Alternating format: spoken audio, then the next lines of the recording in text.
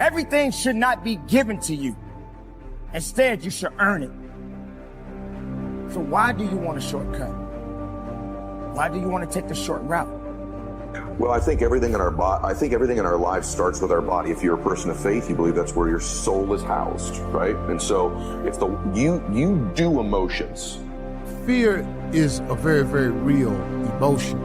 There's not a person alive that does not experience fear on some level. Don't you believe that for a minute? Well, I think everything in our lives starts with our body. If you're a person of faith, you believe that's where your soul is housed, right? And so it's you do emotions. You don't just feel them, you do them. In other words, and you know this from things you've learned in your life, but like joy is an actual action, not just an emotion. We feel a certain joy, a certain breathing, a certain movement in our body.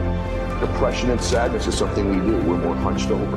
Our breathing is more shallow, right? And so there's a correlation between the way you move your body and your emotions. There's directly. This is even before we get to dopamine hits and our nervous system being. I'm just telling you that the way you move your body is an emotion. You do emotions. And so when you move your body, you can't be in full workout mode, moving your body, running, walking, jumping jacks, jump rope, and be depressed.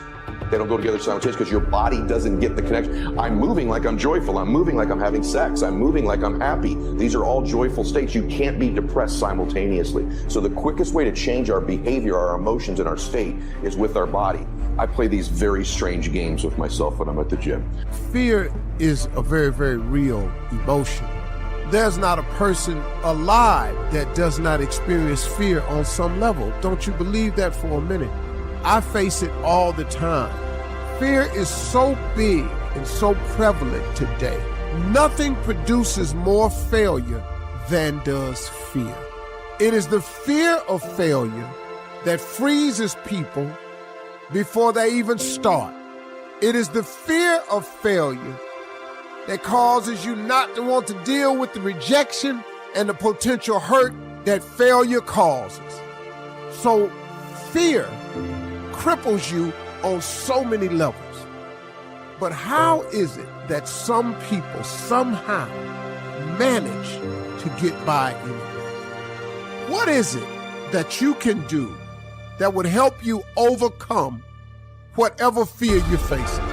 Well, here's what I was taught, and this has helped me in my life, my career, my family, my jobs, my ambition, everything.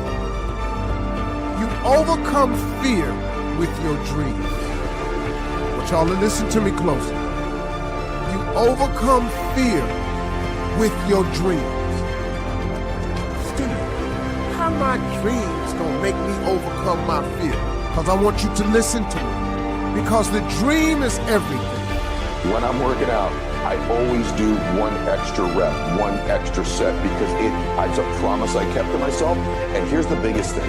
It's a pattern. It's a pattern I keep of me. I always do a little extra. I always go the extra inch. And the quickest and easiest place to do it is the gym. Because I can always grab one more weight, one more set.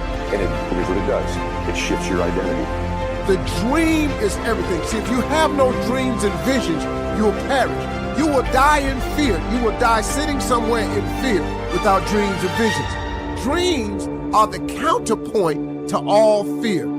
I want you to dream so big. I want you to want something so incredible. I want you to dream of having something that's so spectacular that if it doesn't happen, you would be miserable. Man, if I don't make this dream come true, I'm going to be miserable. I want you to dream so big that not reaching your dreams is unacceptable. You cannot live in this world without the dream and the vision. You can live in this world without your mother, your father, your brother. You can live in this world without a wife, a husband. You can live in this world without a lot of things. But what you cannot live in this world without is dreams and visions.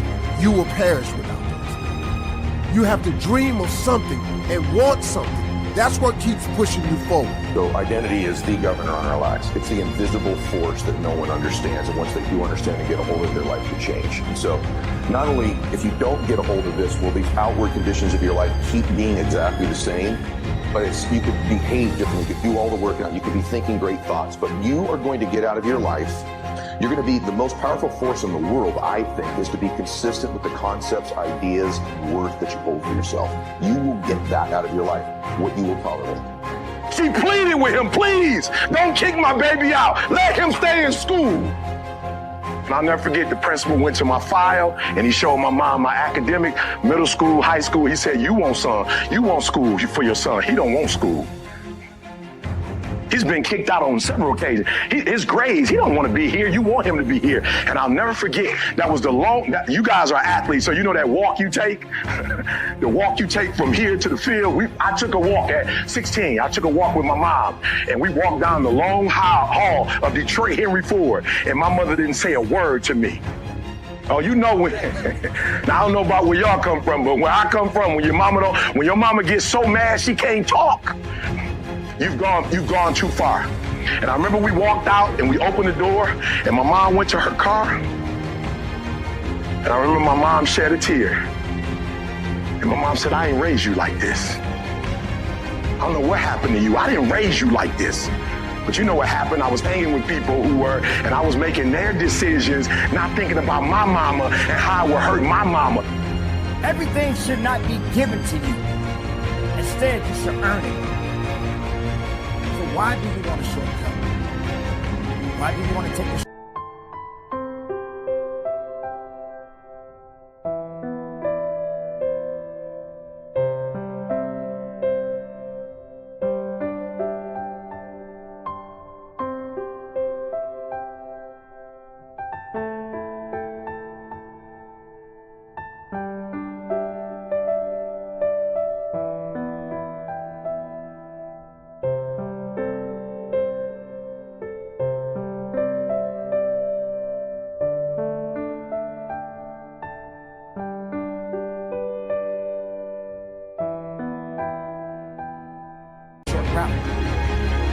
Do you realize the further you go, the better you will be? Do you realize when you put the work in and you do things a little bit different than others that you become greater?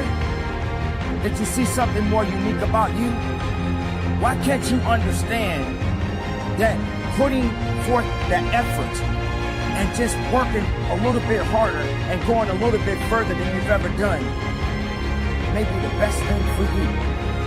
When you're driving your car down the road, and you're so used to going down that path, that same route that you take day in and day out, and all of a sudden, there's a sign up that says road is closed.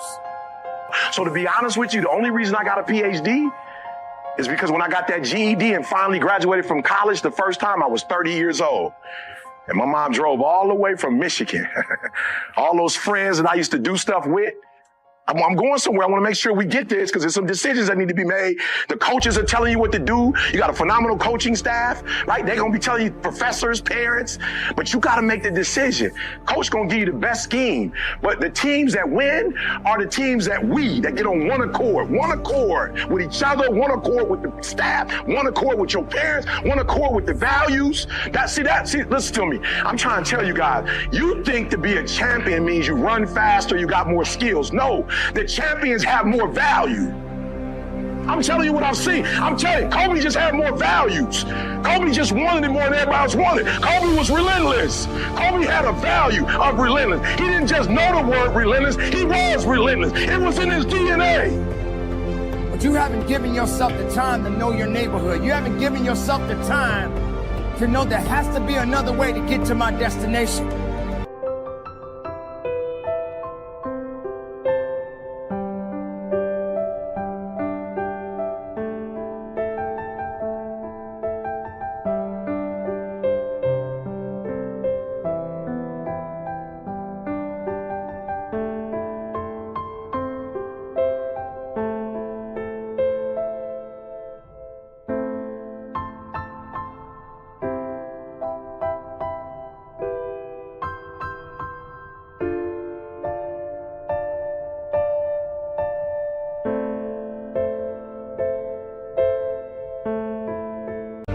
But all your life, you just stayed on that one road. That's all you knew.